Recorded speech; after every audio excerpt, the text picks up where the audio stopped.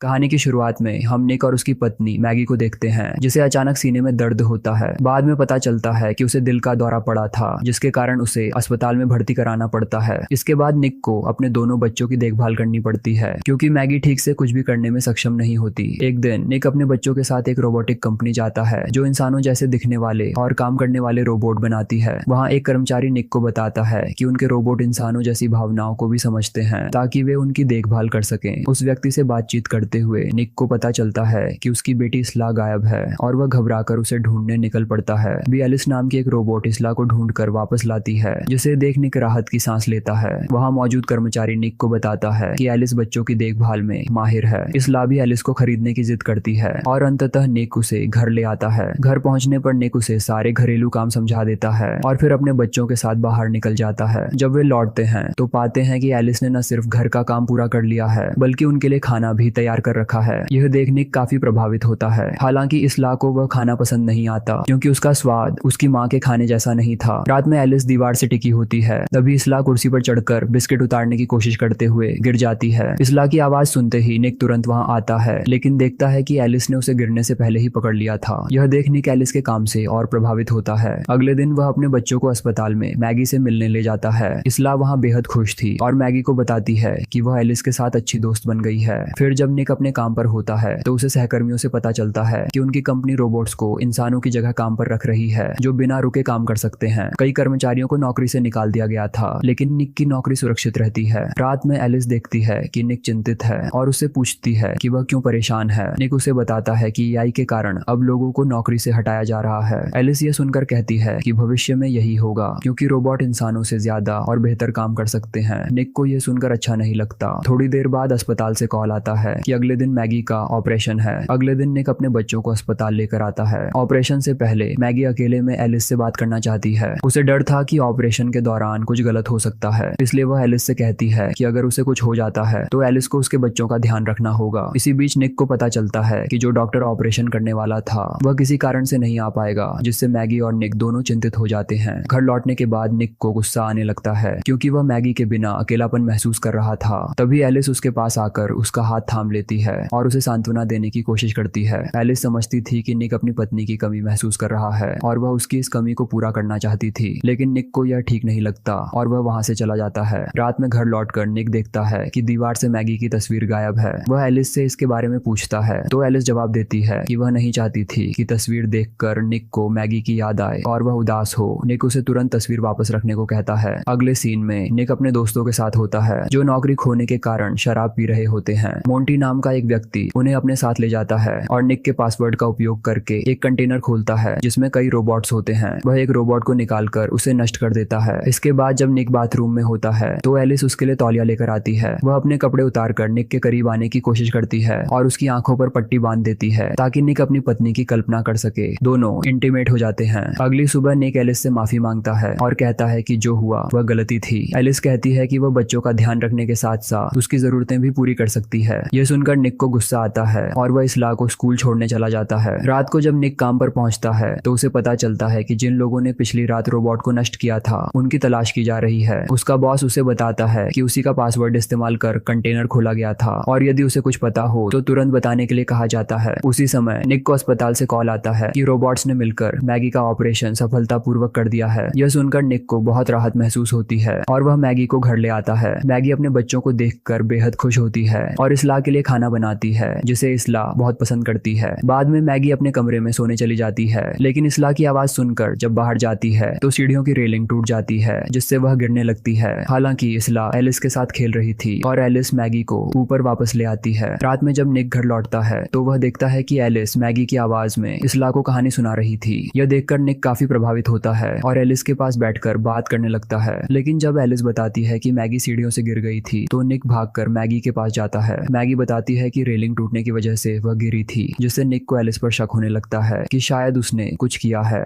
इसके बाद निक मैगी के साथ बैकयार्ड में डिनर करता है और अंदर से एलिस उन्हें देख रही होती है। बाद में जब निक और मैगी अपने कमरे में होते हैं तो एलिस अचानक आकर कहती है कि इस्ला उसे बुला रही है। अगली सुबह जब निक अपने काम में व्यस्त होता है, मोंटी आकर उसे बताता है कि पुलिस को पता चल गया है कि उसने ही रोबोट को नष्ट किया था और मोंटी को लगता है कि निक ने उसके बारे में पुलिस को बता दिया है। इसी कारण से मोंटी निक पर हमला करता है, लेकिन एलिस वहां आकर उसे रोकती है और धक्का देती है। जब एलिस फिर से मोंटी हमला करने की कोशिश करती है तो निक उसे रोक लेता है। निक एलिस से कहता है कि उसे इंसानों पर हमला नहीं करना चाहिए, लेकिन एलिस जवाब देती है कि वह प्रोग्राम ही इसीलिए की गई है ताकि वह अपने मालिक की रक्षा कर सके। एलिस कहती है कि वह मैगी की जगह लेना चाहती है, लेकिन निक गुस्से में कहता है कि वह कभी मैगी की जगह नहीं ले सकती। इसके बाद एलिस मोंटी के पास जाती है और उसे चेतावनी देती है कि उसने निक पर हाथ नहीं उठाना चाहिए था। मोंटी निक को मारने की धमकी देता है और अपनी गन निकालता है, लेकिन एलिस गन छीनकर उस पर तान देती है। तभी मोंटी का रोबोट एलिस को रोकने की कोशिश करता है, लेकिन एलिस उसे मार देती है और फिर मोंटी को भी गोली मारकर खत्म कर देती है। अगले दिन निक अपने बॉस के पास जाकर मोंटी को छोड़ने की बात करता है, लेकिन बॉस बताता है कि मोंटी अब जिंदा नहीं है। यह सुनकर निक समझ जाता है कि यह सब एलिस का ही काम है। वहीं जब मैगी नहा रही होती है तो एलिस उसके पास जाकर बताती है कि वह निक के साथ इंटीमेट हो चुकी है और उसे ज्यादा खुश रख सकती है। यह सुनकर मैगी को बहुत गुस्सा आता है। जब निक घर आता है तो मैगी उससे सच्चाई पूछती है और निक सब कुछ बता देता है। इस पर मैगी चिल्लाने लगती है और एलिस उन दोनों को दूर से देख रही होती है। इसी दौरान एलिस इसला को बाथटब में डालकर पानी चालू कर देती है, लेकिन इसला जल्दी से अपने माता पिता को बुला लेती है। निक और मैगी दौड़कर बाथरूम की ओर आते हैं, लेकिन दरवाजा बंद पाते हैं। निक दरवाजा तोड़ने की कोशिश करता है, जबकि मैगी खिड़की से बाथरूम के अंदर जाकर देखती है कि एलिस उस पर हमला करने वाली है। तभी निक पीछे से लैंप से एलिस पर वार करता है, जिससे उसका चेहरा खराब हो जाता है। मैगी लैंप का स्विच चालू करती है, जिससे एलिस को करंट लग जाता है और वह गिर जाती है। अगले सीन में कंपनी के लोग एलिस को ले जाते हैं, लेकिन मैगी अभी भी निक पर गुस्सा होती है और अपने बच्चों को लेकर घर छोड़ देती है। लैब में जब एलिस की मरम्मत की जा रही होती है तो वह अचानक से मूवमेंट करती है, जिससे वैज्ञानिक हैरान रह जाते हैं। एलिस पूरे सिस्टम को हैक कर लेती है और एक रोबोट आकर एक वैज्ञानिक को मार देता है। धीरे धीरे सारे रोबोट्स वैज्ञानिकों पर हमला करने लगते हैं। इसी दौरान निक एक बार में बैठा होता है, तभी वहाँ एलिस आकर उससे अपने प्यार का इजहार करती है। निक भागने की कोशिश करता है, लेकिन एलिस उसका हाथ पकड़ लेती है। निक उसे बहलाने के लिए प्यार का नाटक करता है और मौका देखकर उसके दिमाग के तार खींच देता है, जिससे उसे भागने का मौका मिल जाता है। उधर मैगी अपने बच्चों के साथ अस्पताल में होती है, जहाँ डॉक्टर उसका चेकअप कर रहा होता है। तभी एलिस वहाँ आ जाती है और रिसेप्शन के कंप्यूटर से मैगी के कमरे का पता लगाती है। जब एक नर्स उसे रोकने की कोशिश करती है तो वह नर्स को मार देती है, लेकिन जब तक एलिस कमरे तक पहुंचती है मैगी अपने बच्चों के साथ अस्पताल से बाहर निकल चुकी होती है। मैगी अस्पताल से बाहर आकर एम्बुलेंस लेकर भागने की कोशिश करती है, लेकिन एलिस वहाँ पहुंचकर उसे गाड़ी से बाहर खींच लेती है और मारने की कोशिश करती है। मैगी जब उसे लात मारती है तभी निक गाड़ी से एलिस को टक्कर मार देता है, जिसमें निक खुद घायल हो जाता है। मैगी निक को बाहर निकालती है और देखती है कि वह बेहोश हो गया है। तभी एलिस पीछे से आकर मैगी पर हमला करती है और लोहे के टुकड़े से मारने की कोशिश करती है, लेकिन निक पीछे से आकर एलिस पर हमला करके मैगी की जान बचा लेता है। इस घटना के बाद मैगी निक को माफ कर देती है और वे दोनों फिर से साथ रहने लगते हैं। फिल्म के अंत में लैब से सिस्टम अपने आप सारे रोबोट्स को कोई सिग्नल भेजता है जो एलिस तक भी पहुंचता है। एलिस फिर से एक्टिव हो जाती है और इसके साथ ही फिल्म का अंत होता है।